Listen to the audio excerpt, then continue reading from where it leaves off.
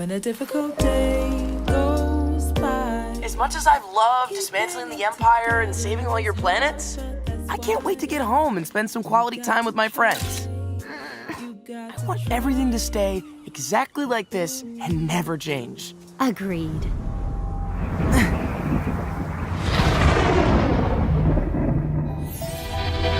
Just this morning, everything was perfect. Why did everything have to change? I want my happily ever after back. She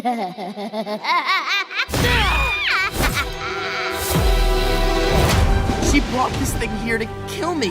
We're dealing with 41 hours until the destruction of all organic life on Earth. All organic life? Yeah, like the animals, the plants, the insects. You know, people.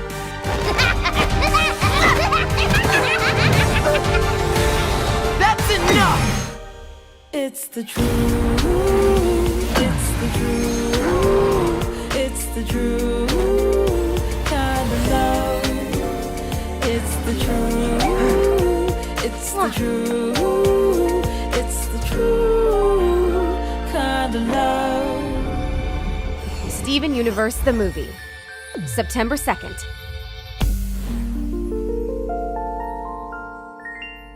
Final film of our, and this is it. We'll never have to talk about Delaware ever again after this. The movie that we're discussing here is Steven Universe, the movie from 2019, based upon the series created by Rebecca Sugar. She wrote the song, she directed the film, and lots of writers on here, like a staff of writers. And it stars people like Zach Callison, Estelle, Michaela Dietz, Dee Dee Magno-Hall, Sarah Stiles, Tom Sharpling, and plenty more.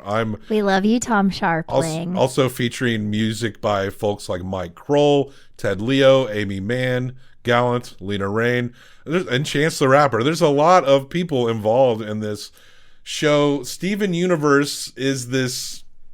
I watched like a couple episodes of the cartoon because I'd heard so much about it. Mm-hmm. This show means a lot to a lot of people, and it is apparently a fairly different show. The original series ran like, I guess, 4 seasons. Then they put out this movie, and I think there's a series post the movie called Steven Universe Future. And the thing about this show is that Steven is growing up as the show continues. So he's a smaller kid, like a preteen or something when the show starts. By the time we get to this movie, Steven is 16 years old. Yeah. And the movie does explain to us, thankfully, the context of everything. This was the smartest thing. Because you don't have to have ever seen this movie, because I'm not going to try to explain it. I know you're going to do the whole thing.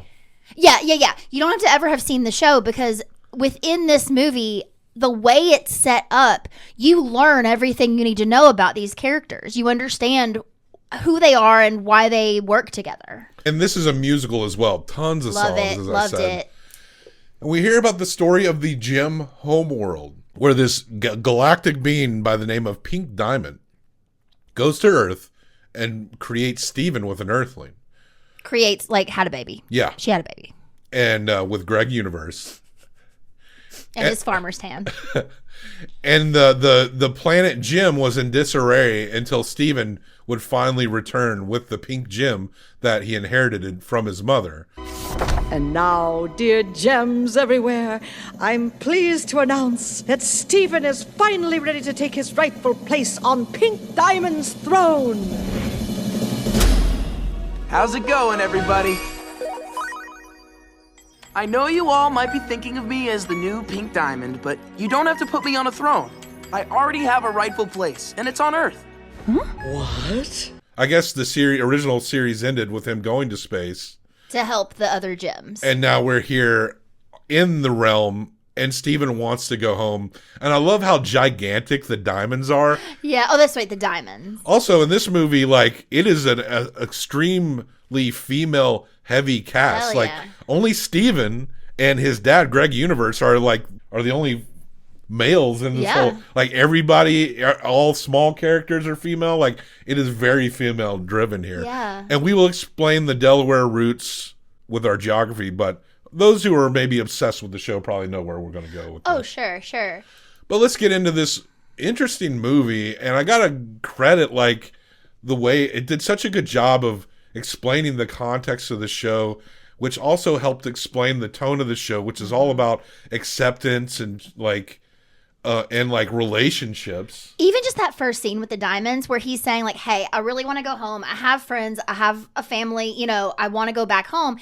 And they're like, but Steven, we've learned to be nice. Like, we accept people now. And we're friendly. And he's like, you're doing such a good job. And I really appreciate how hard you've worked, but I can't stay. And they just love him. Very charming. It is. And such imaginative ways to represent these themes that they're... Why am I crying? Yeah, I really loved it. It really is quite impressive, Yeah. like the execution of these characters and the vision that Rebecca Sugar had here. Like, I knew there was something about this show that was different than all others, but I truly became convinced here. And I don't know how the Steven Universe superfans interpret this movie compared to the original series. Like, we can't really comment much on the series itself because we learned all about this world through this movie, but we were pretty impressed conceptually with the whole thing and how so well-rounded each character is. So well-rounded. And the music was wonderful because everyone had their own style. It didn't feel like a regular, you know, kid or family musical movie. Yeah, you know, there were genuine feelings being discussed and heavy shit, you know, like... Well, people were sad and going through terrible things and like dealing with that, and also dealing with the fact that like maybe you get through something hard and on the other side of that you think, oh phew, like everything's gonna be great now, but that's not real. Well, Steven finally returns to Beach City, where he's from, and there he meets his friend Connie, who kisses him. That's my mom. I should get going. Mwah. Okay. Bye. And I wonder if that was the first time that character kissed Steven. Tell everyone at space camp that space used to be super scary and dangerous, but it's great now. I will. He acted like it. You're crying. I can't help it. She's gonna 5 this movie. I am. Oh, fuck. Oh, wow. It was so good. So, so he does return home, and that's where he meets... I mean, these are characters that are in the show that fans know very well. We got Pearl, who was Pink Diamond's loyal assistant, is now helping Steven. She's kind of a mom figure for him, which makes sense later. Greg Universe is Steven's dad. He's voiced by Tom Scharpling. He has the longest hair of any man. Tom Scharpling, this is his 25th year of The Best Show, by the way, this year. Wow. And Tom Scharpling is a radio guy and a podcaster. His show is on the New Jersey Freeform station, WFMU. He's also a writer. Like, he's been on, like, in tons of writer rooms. And... Wrote for Monk and What We Do in the Shadows. I think he was on Difficult People with Julie Klausner. Yeah. And he's definitely been around. And there's a show called Divorce he was a part of. Yeah, he's just a guy that I've known for years, and I've listened to his show for years. And I can actually probably credit him for the reason why I want to talk into microphones, and that might have mixed reviews how he would feel about that, but he is someone who is he's just someone I happen to know a lot about and am appreciative of, and I have no doubt that Rebecca Sugar also came up listening to The Best Show. In fact, Steven kind of looks like what Tom Scharpling would probably look like when he was a little boy. Absolutely. And, you know, Ted Leo and Amy Mann, like, they're all in that same kind of, like, friend group, you know, listening to, like, I know about Ted Leo because of Tom Scharpling and also Julie Klausner, like, you know, so. So Pink is the loyal assistant. We meet Garnett, who apparently the concept of Garnett is that she is a lesbian couple merged. Say her name again. Garnett. But love can live through it all if you face the truth together. Garnett. She's like a same-sex couple merged into one. Sapphire and Ruby combined to make Garnet, who can like see the future and is a warrior. Mm-hmm. And Amethyst, who grew up in a war zone, has the ability to shapeshift. So these are characters that are kind of like Steven's main friends and helpers, and helped him in his journey to realize his potential as the inheritor of the Pink Diamond. And one of the things that they talk about at the beginning is that all of these other gems have now moved to Delaware to build onto this town because they love it so much. They live in the state of Delmarva, which I'll get more into later. Nice. A ship comes down, and there's a song like every 3 minutes, it seems like. And I'm not complaining. Some are better than others, but some I thought were very good. Yeah. And the ship comes down, and there's this crazy rubber band lady, and she knew Pink. And she has this scythe, and she goes around and does battle with them. She looks evil. She's got black tears. And she hits all the gems with the scythe and hits Steven too. But Steven grabs the scythe and slices the rubber band lady. So everyone's powers from this point on are broken. She tries to break Steven. Yeah, but Steven's human side keeps him grounded. But there's something wrong with his powers. They half work. He hurt his gem. But the gems... It's almost like they went through a factory reset. Yep. They're all rebooted. Back to square one, and they don't remember much of anything. And Pearl, who was a loyal aide to Pink Diamond, has now glommed onto Greg Universe. Yeah. And Garnet has split again into Ruby and Sapphire. And I got to admit, I was a little bummed when these two combined later. I was so entertained by the lesbian relationship of these cartoon characters. Little Ruby's like, I'm going to protect you. The butch little Ruby and the Sapphire, who's like this princessy kind of character. You can see the future. She's the one that sees the future. Yeah. So yeah, they were so sweet. I really had fun with those two little characters. And Amethyst, she can't speak. All she can do, because she can shapeshift, is to imitate what she's seeing. She doesn't know who she is. She also has reverted into a smaller child. There's also a lion that just hangs out.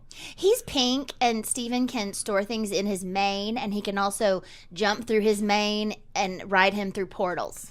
I'm sure fans can contextualize the Absolutely. lion. You know what? I loved him. I don't care. Loved him. There's also other gems, Bismuth, Peridot, and Lapis, who are also friends that are there to help. They don't get affected. But I forgot to say that the Rubber Band Girl is now this happy character, and we learn her name is Spinel. And she is a best friend. They all kind of have stereotypes, right? That because of the gem that they are, kind of dictate their personality a little bit. I love, is it Bismuth, who's the big, butch lesbian? Yeah. Who's, building shit? I loved her. Loved her. One complaint I can definitely give for this movie is maybe surrounding the character of Spinel. Maybe a little, on the nerves a little bit. I felt like by the end of the movie, I was convinced about the character, because I think Rebecca... I think you're supposed to go through that. Yeah, because I think Rebecca Sugar is pretty good at rounding these characters out. But I felt like it took me a long time to even, really want to see Spinel. Her voice is pretty shrill. Yeah. And Spinel kind of reminded me of, obviously this is a new character for the movie. And it made me think of, how, in Scooby-Doo... You had Scooby-Doo. Then at some point they're like, we need to introduce Scrappy-Doo. And Scrappy-Doo's the annoying little character that takes up a lot of screen time. What have you done to us? Now it's your turn. Would you cut that out? Please? Hey, look! There's more gems! Let's ask him to play. I felt like through a lot of this movie that Spinel, maybe not quite that bad, but approached that a little bit. But the themes ultimately came together. When you hear what Spinel went through, it's actually quite horrifying. It really is. I really do think that, I think you were supposed to feel the way that you felt. Because even Steven, who, doesn't have a mean bone in his body, he's also annoyed by her, but he does get to know her. And by the time he's getting to know her is when we are learning about what happened to her. I mean, she is just pure energy and positivity. And that is a lot. If there's anybody who tries to be that constantly, it is annoying. But that's what she has to learn. That is her journey, is that she doesn't need to be, she's only the two extremes. She's completely bipolar. She's either so happy or she's so mad.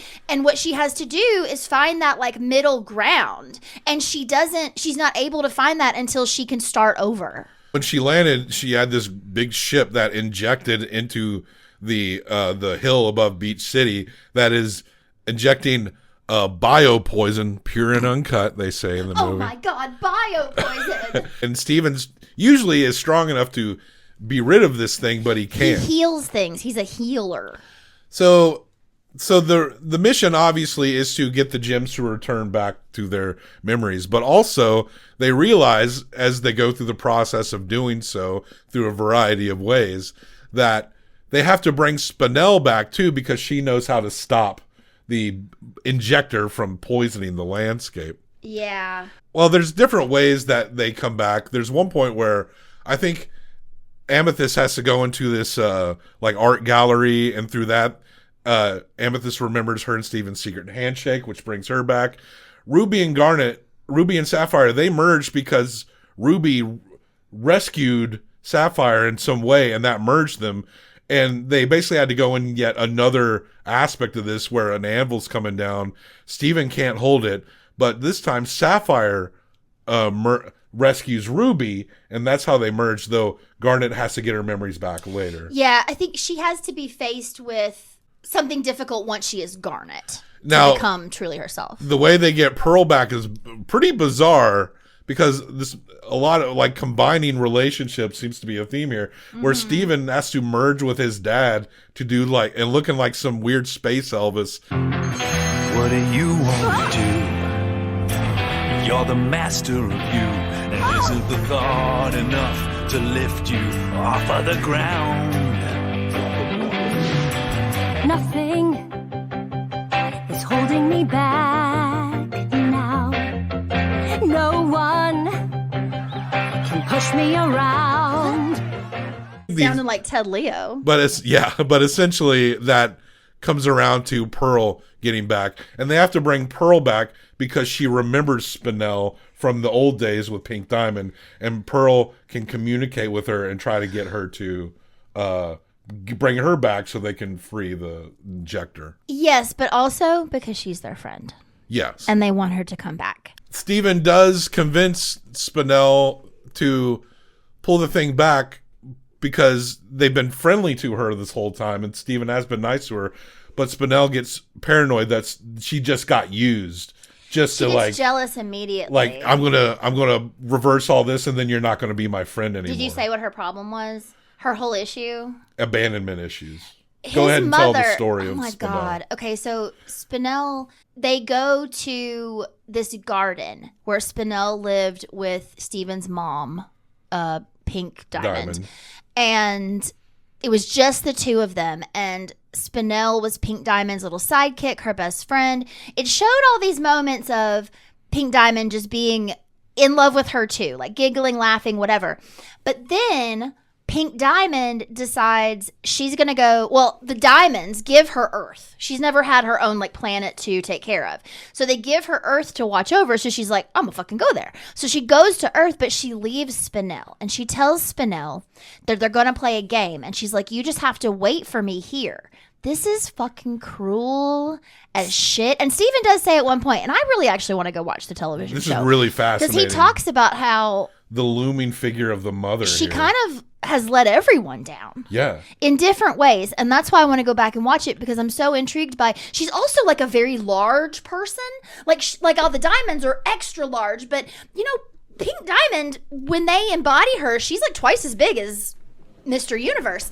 And it's apparently, well, the span of time of Pink Diamond coming to Earth and then up to where we're at with Steven now. 6,000 years? 6,000 years. So Spinell was isolated in this space garden for 6,000 years. Yeah. And you can understand why anyone would turn into a fucking maniac.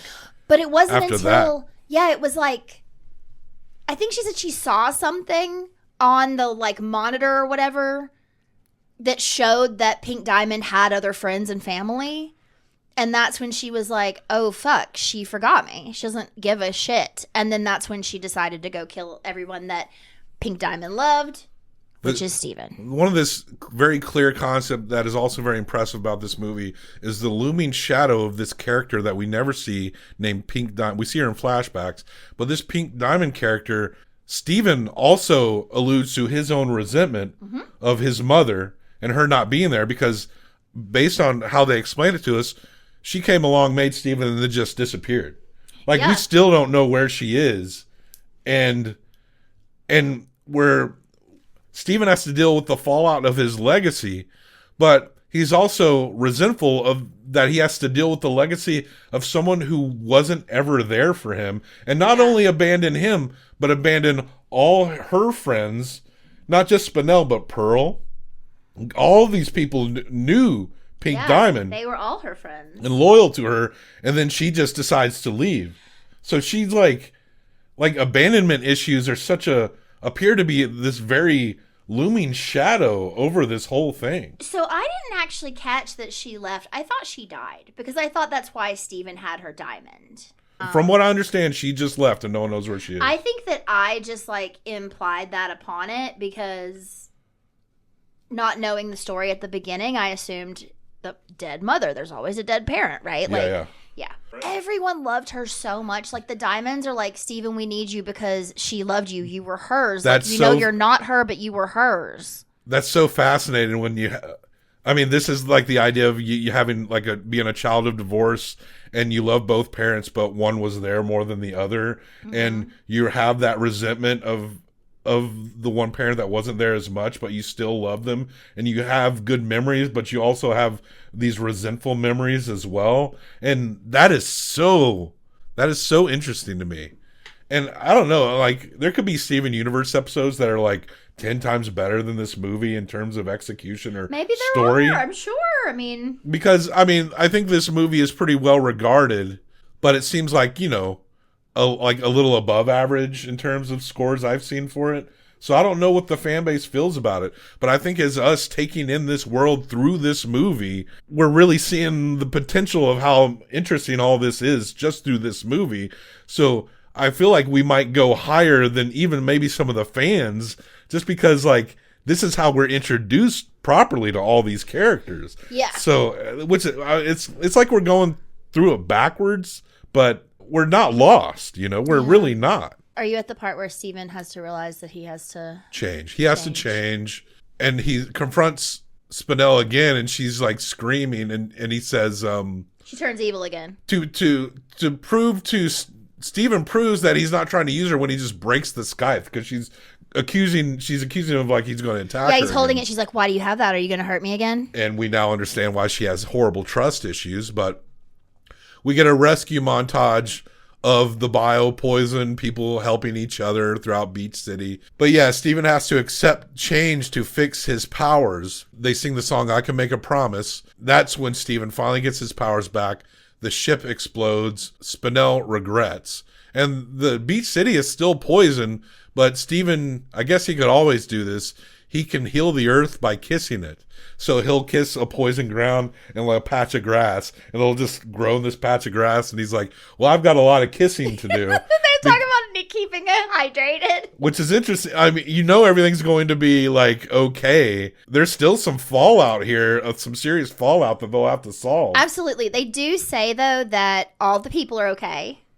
They just have to rebuild, right? Yeah. And because they caught it when they did, it didn't spread beyond that area, even though it could have theoretically killed the whole world. The Diamonds, who we see at the beginning, arrive on Earth. They want to live on Earth with Stephen. They miss him so much. But then they see Spinell. Do you guys remember Spinell?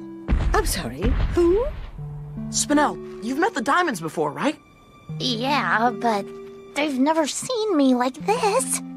Blue, yellow, white. This is Spinell. My diamond. Pink's little playmate? One of Pink's lost treasures. Mom left her on a floating garden in space. You poor thing. This was very sweet. They recognize Spinell. They pick up Spinell and they're like, you remind us of her. You were hers. They keep saying that line of we know you're not her, but you were hers. She loved you, so we love you. And she says to them too, you're not her, but you loved her, so I love you. And that's why it's so hard, the shadow of the mother, because she was loved. And that's what makes it so worse that she's just gone. I have changed my, you know how people always say, like, what do you want your superpower to be? You know, and, I think in the past I've said, like, I would like to be able to teleport, like, be somewhere immediately. But I have completely changed. And forever until I die, the superpower that I would want would be to be able to heal somebody. Mm-hmm. I want healing superpower. That's pretty nice. I'd like to be able to eat pussy with my mind. So we're going to rate Steven Universe, the movie. Like Mr. Manhattan, you did like another review to go do it while you're working. I don't know. I really had a great time with the movie. I'm going to go 4.25. I'm There was parts of it that did bug me. Yeah. I was not bugged by the things that you were bugged by. But I will say, I don't think I can say that it's, like, absolutely perfect. Sure. Even though it really did, like, touch me. Like, I didn't even realize how much until right now. I didn't cry watching it. It's a lovely little movie. But it's just really sweet. And you don't see shit like this very often. But I'm giving it a 4.75. I can see why people are really into this show. So it gets a 9 out of 10. We really like the Steven Universe, the movie. Our proper introduction to this world, and we're impressed. I drew you a picture. And I believe that makes it the highest rated Delaware movie we've got so far. Yeah, I think so. Of all the 10, Steven Universe, the movie, is the best. Now I mentioned, the state of Delmarva. Okay, well, Steven Universe creator Rebecca Sugar has stated that the fictional area of Beach City is based on beach towns all along the Delmarva Peninsula, including places like Rehoboth Beach, Dewey and Bethany beaches in Delaware, as well as Ocean City, Maryland. In fact, the state that Steven Universe lives in is called Delmarva, with the entire peninsula representing one state. Nearby states in this universe include Empire, which is New York, Keystone, which is Pennsylvania, and Jersey, which is our New Jersey. The Steven universe apparently is said to only have 39 states in its own alternate reality. Beach City lives in an alternate reality of Delaware whose landscape accumulates all of the influences of Delaware beach life, and we're going to place it right on the smaller peninsula within the greater Delmarva Peninsula called Cape Henlopen. Cape Henlopen in our world is just a state park in our reality, but in Steven's alternate reality, the towns of Lewes, Rehoboth Beach, and Dewey Beach conglomerate just to the south of the point of the Henlopen Peninsula point. And so, yeah, this is essentially like an alternate universe Delaware. Greg Universe, Steven's dad, is a beach city local with his ear to the ground of the local rock scene where Greg does bookings. What stand-in venues would he book rock shows at? Maybe at the Bottle and Cork in Dewey Beach, where the only scheduled acts for the current year are Moe, 49 Winchester, and the Warren Treaty in late spring. Oh, they're good. Another stand-in venue in Greg's booking could be the Listening Booth, just up Coastal Highway in Lewes, whose scene is a bit more active with Social Sunday Jam Night and Acoustic Open Mic Night. Though the reality is that if you're interested in fostering a cool and fun music scene in Beach City's equivalent areas, you may just have to make creative choices with the venues. Maybe setting up a few parking lot or beachfront shows in Rehoboth, or booking small sessions at the Extended Play record store just down Rehoboth Avenue. Delaware's alternate reality of Delmarva might be more fun, considering the influence of cosmic mineral people from deep space. Maybe someone from Rehoboth Beach needs to make a baby with an alien to actualize the area as close to the Steven Universe reality as possible. Delaware was small enough that we could be all over the state. It's the second smallest state in our union. In our perfect union. Nothing wrong over here. It was really nerdy, my little geography things, but you wouldn't believe how dumb fun I have just trying to like place these areas. I love it. I love that you do it. I don't know. I don't know. Maybe am I autistic? I don't know. You are passionate. Passionate. But yeah. And you have hyper focus. You're amazing. And it's good. And I love it. And I'm so glad you found those cassette tapes of me because yeah, well, I don't remember a lot of specifics from my childhood. I don't know what that means. I think it is, well, actually, I think it is a direct like a thing because of my mental illness, which is extraordinary anxiety and obsessive thinking, that I couldn't remember things that really happened. Yeah, I mean, you're such a dark little child that there may be reasons that you made yourself forget all this stuff. I played with fire. That's real. Maybe I'm playing with fire. Having you here with me. Jeez. All right. So our next state, which will probably show up next month, it will be Pennsylvania, the second ever state in the union. And we're finally going to watch the movie Blowout. I'm so excited. Which I've been wanting you to watch. Speaking of sadness, your childhood self will actually connect real well with Blowout. And that continues. We've been watching a lot of Brian De Palma scattered throughout, and Blowout is one of my favorites and I'm excited to get to that. It takes place in Philadelphia. And of course, you can imagine of all the 10, definitely harder to narrow down than Delaware because of Pittsburgh and Philadelphia, and these are significant towns, Pennsylvania being the keystone state. What we got next is our next trilogy. We are currently in the middle of the Before trilogy, the Richard Linklater romantic trilogy with Ethan Hawke and Julie Delpy. And yeah, I'm really enjoying it. This is the first time I've seen them. As of this time, we haven't watched the third one yet. But be on the lookout for that with next of our trilogies. We'll drop it week of Valentine's Day. After that... Oh, that's so sweet. Aww. You guys, if you've not seen... You should watch this trilogy before we talk about it. It's beautiful. I have not seen it since the early 2000s, and then when it came, I never saw the third one. I'm excited to watch the third one. But the way that Ethan Hawke looks at Julie Delpy in this movie I'm blown away by their little acting in this series. No absolutely doubt. Insane and so real at moments that you're like, was even any of this scripted? Like, it feels so real. But that'll drop Valentine's Day, and if that doesn't get us laid, I don't know what will. And after that, we're going to do another aside. Last year we did Body and Soul last year, which was Black Directors, Black Leads. And we're going to do another chunk of it, a 5-movie chunk, in which we discuss the films of Charles Burnett.